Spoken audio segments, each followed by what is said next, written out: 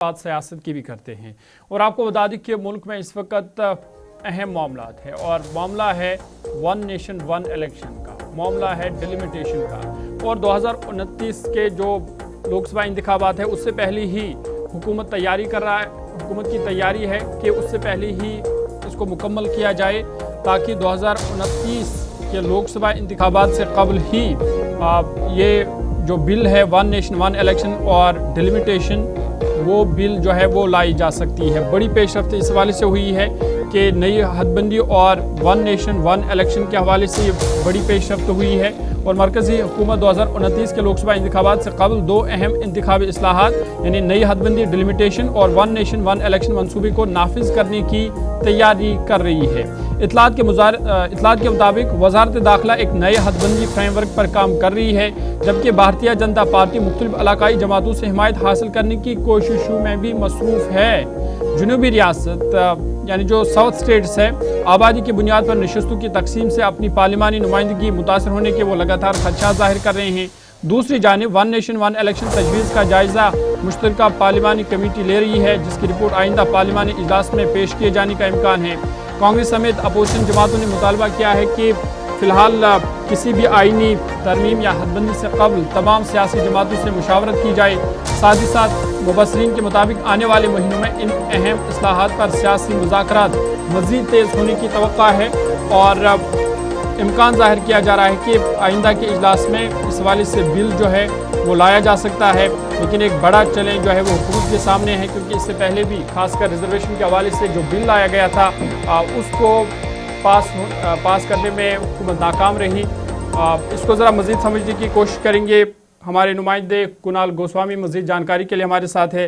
कुणाल, एक बड़ा मामला ये है वन नेशन वन इलेक्शन और फिर डिलिमिटेशन और फिर हम देख रहे हैं कि 2029 के लोकसभा इंतखाबात है, उससे पहले ही मरकज़ की तैयारी है, सेंटर की तैयारी है कि इस हवाले से पेशरफ्त तो हो, बिल लाया जाए।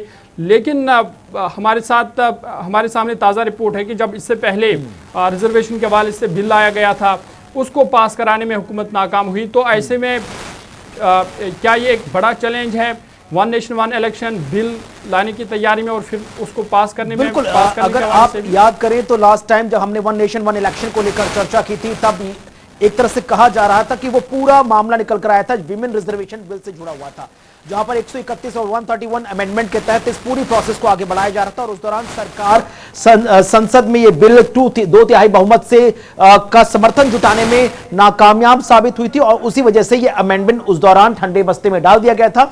और उस दौरान सबसे बड़ा जो रोड़ा बनती नजर आई थी वो थी पश्चिम बंगाल की तृणमूल कांग्रेस और तमिलनाडु में डीएमके यानी कि एमके स्टैलिन की पार्टी।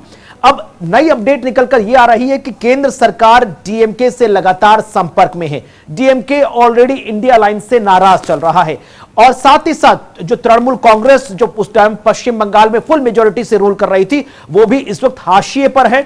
कई लोकसभा सांसद इस वक्त बीजेपी के संपर्क में हैं, जिसमें काकोली घोष का नाम लगातार सुर्खियों में है। उस दौरान जो 17 अप्रैल में जब पूरा अमेंडमेंट टेबल पर नल एंड वॉइड कर दिया गया था तब से बाद से लेकर उस दौरान राज्यसभा में भी अब तक देखिए 7 पंजाब से जो आम आदमी पार्टी के सांसद थे राज्यसभा के वो बीजेपी में शिफ्ट हो चुके हैं। और अब कहा यह जा रहा है कि डीएमके जो कांग्रेस से नाराज चल रही है, हाल फिलहाल में जो कांग्रेस ने डीएमके को टाटा बाय बाय करके टीवीके के साथ सरकार बना ली तमिलनाडु में, वो यहां पर सरकार के साथ बातचीत करने के लिए टेबल पर तैयार हो गई है। सरकार का साफ कहना है कि जो साउथ के नेशंस थे, जिसमें तमिलनाडु है, तेलंगाना है, जिसमें केरला है, जिसमें कर्नाटका है, जिसमें उड़ीसा है, ये सब नाराज थे कि भाई ऐसा ना हो कि आप अगर मेंबर ऑफ पार्लियामेंट की संख्या 543 से बढ़ाकर 850 से ऊपर ले जाएं और जनसंख्या के आधार पर हो तो हमारा जो रिप्रेजेंटेशन है, प्रतिनिधित्व है, वो कमजोर हो जाएगा। हमने ऑलरेडी जनसंख्या को कंट्रोल करने के लिए व्यापक कदम उठाए और उसका खामियाजा हमें भुगतना पड़ेगा। अब अपोजिशन ये भी कहता नजर आया था उस दौरान कि आपने सीडीआर फॉर्मूला क्यों नहीं अपनाया। सीडीआर फॉर्मूला मतलब कि census then delimitation then resolution. अब सरकार ये बार बार कह रही है क्योंकि पहला फेज और दूसरा फेज एसआईआर का कंप्लीट हो चुका है। उस फेज के तहत 13 से ज्यादा स्टेट्स और कई यूटीज में एसआईआर की प्रक्रिया पूरी हो चुकी है, जिसमें यूपी भी है, जिसमें पश्चिम बंगाल भी है, जिसमें तमिलनाडु भी है, जिसमें केरला भी है, जिसमें कर्नाटका भी है। कई ऐसे स्टेट्स हैं जिसमें राजस्थान भी रहा, गुजरात भी रहा। अब इस वक्त तीसरा और आखिरी फाइनल फेज चल रहा है, जिसमें 16 यूटीज और 5 से 6 16 स्टेट्स और 3 से 4 यूटीज के अंदर प्रोसेस चल रही है। और कहा यह जा रहा है कि चुनाव आयोग की तरफ से कि इसकी भी जो फाइनल रिपोर्ट है तो कुणाल बड़ा इंपॉर्टेंट, ये ऑडियो जरा करेक्ट कीजिएगा कुणाल का। क्या हम ये समझे कि जो मिनिस्ट्री फॉर होम के अंदर कंटिन्यूसली मीटिंग चल रही है, रिव्यू किया जा रहा है लॉ को, कि हम जरा एक बार फिर ये डिलिमिटेशन वाले प्रोसेस को लेकर आए, तो हम क्या ये माने कि आने वाले सेशन से पहले गवर्नमेंट अपना होमवर्क करना चाहती है पूरी तरीके से, जिसके बाद एक बार फिर इस कानून को लाया जाएगा और फिर गवर्नमेंट इसको लोकसभा और राज्यसभा से सिमल्टेनियसली पास करवाने में कामयाबी होगी?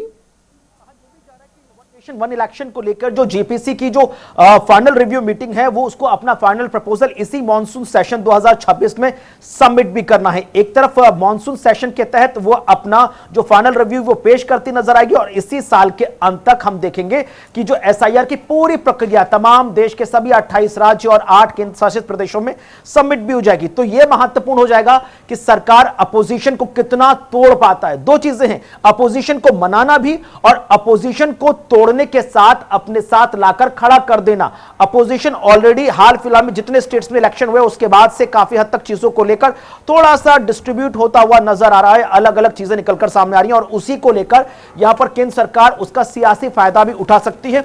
अब बहुत शुक्रिया कुणाल गोस्वामी हमारे साथ ज्वाइन करने के लिए। 2029 के लोकसभा इलेक्शन से पहले बड़े पैमाने पर इलेक्टोरल रिफॉर्म्स हो सकते हैं। दाखिला वजारत के अंदर बड़े पैमाने पर फिर से मशक शुरू हो गई है और साउथ की स्टेट्स के अंदर जो मुख्तलिफ सियासी जमातें हैं जिनकी नुमाइंदगी लोकसभा और राज्यसभा के अंदर है, उनके साथ दाखिला वजारत, वजीर दाखिला और वजीर दफ्तर मुसलसल राब्ते में है। इस तरीके की इतलात और खबरें जो है वो सामने आ रही है।